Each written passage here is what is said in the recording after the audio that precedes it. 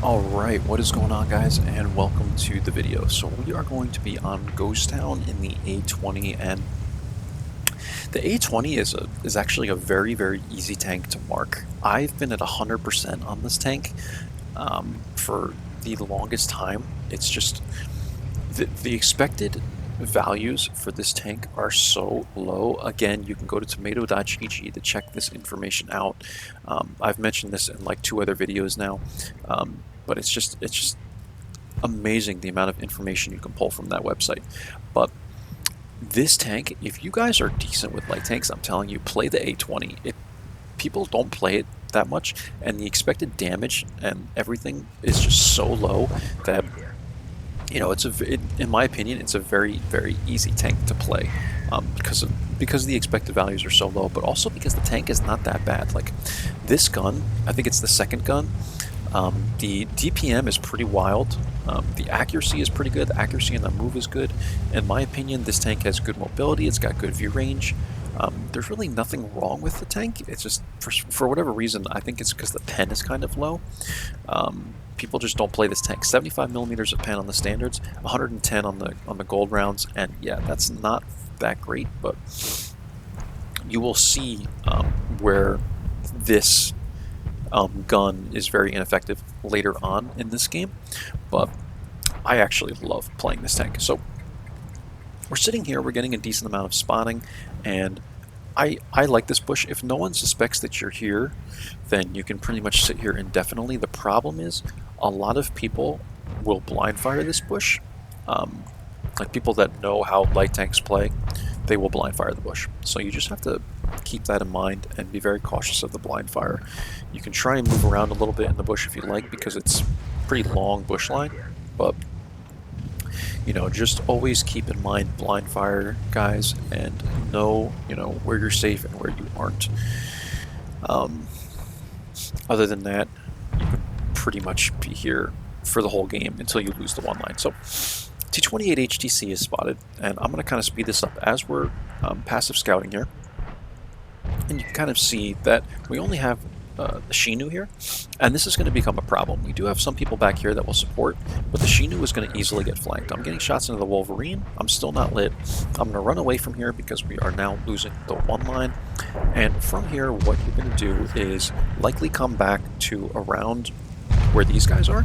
Problem is, I feel like these two guys are here. We have two Arties here, so I'm going to try and do something a little bit different. Try and get a shot into the Cromwell there. I'm spotted doing this, and I actually did not think that I was this close, but the Cromwell, as he came down the hill, he got pretty close, probably within like 400, I don't know, high 300 meters, meter range. So, you know, I did unfortunately get lit there, but what I'm going to do is I'm going to come out here to this building, and from here, I think it's a little easier. I'm going to load gold rounds, and I'm going to kind of hug this building, and from here, I think it's much easier to get shots kind of going this direction, because from up here, you have this big rock, and like the way the hill is, it's very difficult to get shots going this way.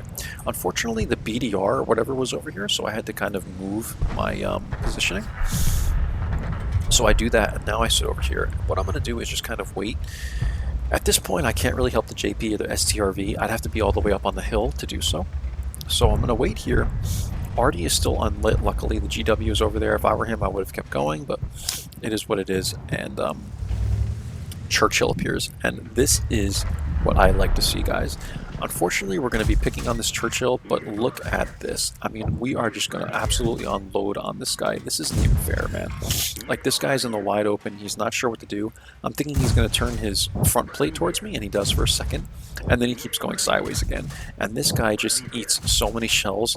I am spamming APCRs just because I know that the APs do not have a lot of pen. So yeah, this just isn't even right, guys? I mean, I almost feel bad, but, you know, it is what it is. We're going to absolutely annihilate this guy, and that's how I did so much damage this game. And now we're going to get VK here, and even with the APCRs, look at this, guys. It's very difficult to pen this guy. I'm going to try and go for his front plate, and 4 bounces, and yeah, that's where this tank becomes very tough to play, is when you're facing any kind of armor, right? I mean, even a tank that isn't very well armored, but has decent angling or something like that, like you're going to run into a lot of problems. T78 is here, and honestly, I didn't expect this. I figured at this point that a lot of these guys were just going to push the one line and not be here, but I didn't think the T78 would be over here. He might have even already been lit, and I wasn't paying attention, but I was about to YOLO him. I make the decision, I'm looking at the score, and I'm like, wow, this is actually a really close game. I don't want to die yet, so I'm going to come up to around like J0 area, whatever, over here by this bush line, and I'm gonna hang out and kind of assess the situation for a minute. Sometimes as a light tank you have to do this. I just kind of sit here for a minute, you know, I do one of these and I look at the map and I'm looking and I'm like, okay, what do I want to do? And I just kind of assess the situation. You don't always have to be doing something every second of the game, guys. You can take 5-10 seconds sometimes to get behind a bush, look at the map and go, all right, what's going to happen in the coming minutes? Where do I need to put myself? You know, this game can be like a board game sometimes. You know, you really have to think of it strategically. So I'm going to click on the T78 and I'm going to say, help me, please. Like, everyone's going over to the west side of the map and everyone is leaving the T78, you know, in the wide open here. So I'm trying to think about what I can do here.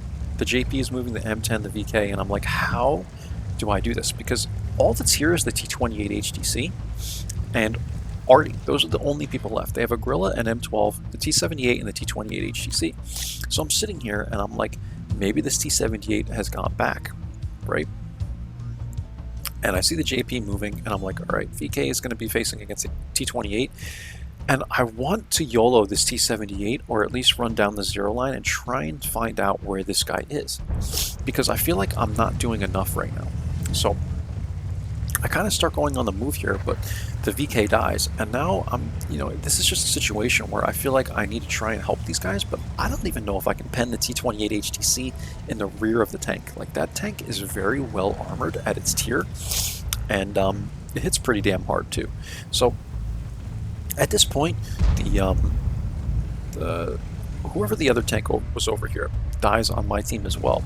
And at this point, it's like, what am I going to do against a T28 HTC, right? I almost took a dive there. It would have been really bad. The JP is pushing Artie, and he does this, and, you know, he kills the Gorilla and all, and he had a pretty good game. But in my opinion, this was a very bad play on his part to, with a solid turret tank, go all the way over and kill Artie. Like, honestly, at this point, like, if he told me, hey, can you help me go get Artie, I probably would have went with him. But he was already so far away, and I'm trying to keep an eye on the 9-0 so that, you know, Artie doesn't get spotted and stuff like that. But I probably would have went over there and helped him. But with a solid turret tank destroyer, very bad decision, in my opinion, to try and go after Artie or to try and push yourself. You know, he should have just kind of hung out in this area, and I feel like we would have been better off. And he says, can only carry so much, and I respond back with, you know, basically something like, you shouldn't have went alone, man, you went too far, or whatever. But no problem. So T78 is now here. He comes way across the map, and this is good because in this situation, right, if he was still here, this could have been a potential problem.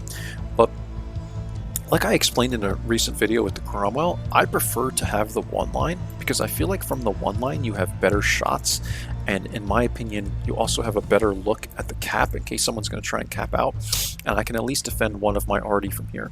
I would rather be over here to take shots just because I feel like you're better off. Like, there's more bushes and stuff, and this is a little more closed out in my opinion, right? Like, this is kind of lower ground.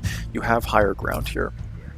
So in my opinion, it's just better to take one line instead of zero line. That was my decision in, you know, going for one line instead of zero, in case, you know, anyone's wondering why I left the zero line even when the JP was already dead. But that's what I do, and that's the way I'm going to play this thing now. I'm trying to basically find the T78 just by poking up this hill because he was very, very close here, and I think he's going to run up on me, but he doesn't immediately.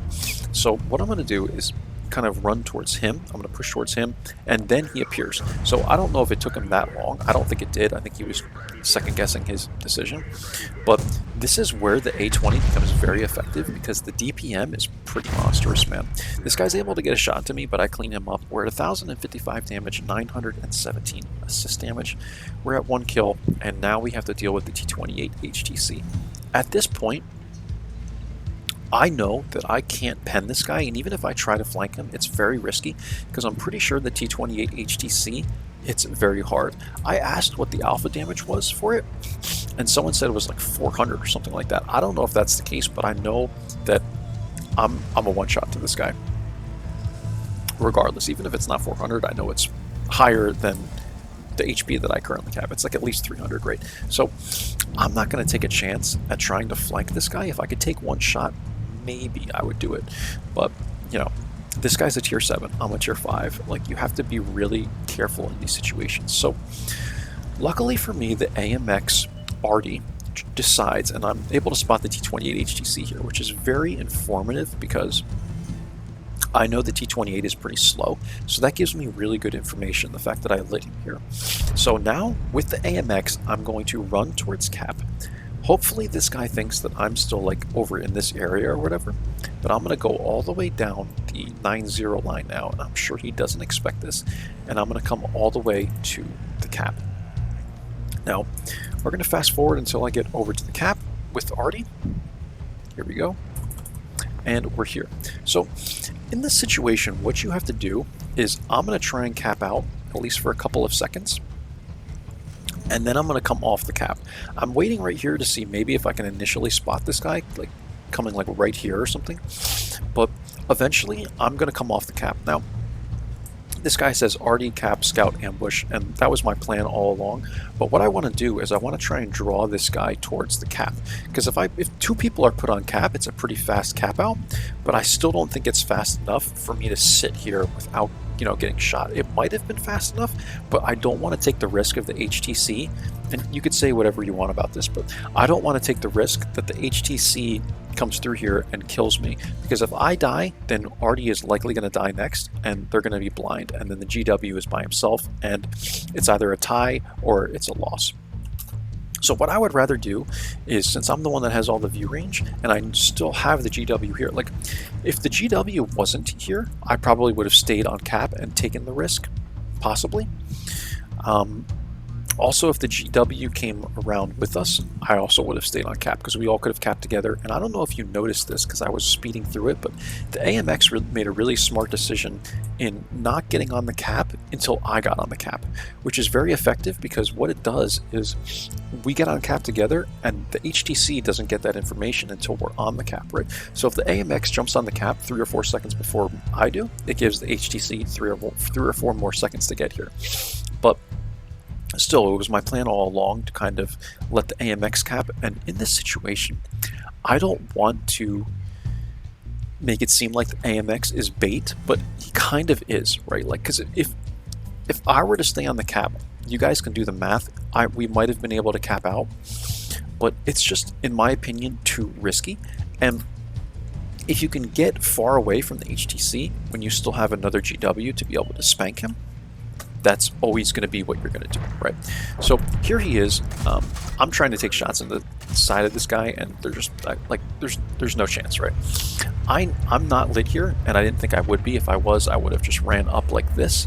But what I'm going to do is just keep this guy lit. I know I have him beat with view range, like excessively beat with view range, right? Like, if he didn't spot me at 300 whatever meters that was when I'm shooting, then there's no way this guy is going to outspot me. So I'm going to keep him lit. I'm going to run over to this bush right here. He's kind of pushing this way, and I'm going to get in this bush line, and I'm going to let Artie try and clean him up. Why this guy doesn't try and like hug a building or something like that is beyond me. Like, he just sits here. I don't know why. Like, I would be trying to hide behind the building, but he just kind of sits there, man, and, you know, I guess it is what it is. And GW is able to clean him up in a moment here. So here we go. Here comes the shell. and GW was able to clean him up, and that's the game, guys. We only had 1 kill this game. We did 1,055 damage, 1241 assist, 9 spots.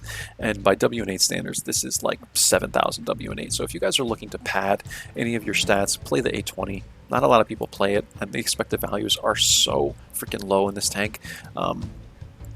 You know, it'll be a good time, right? Let's go ahead and get a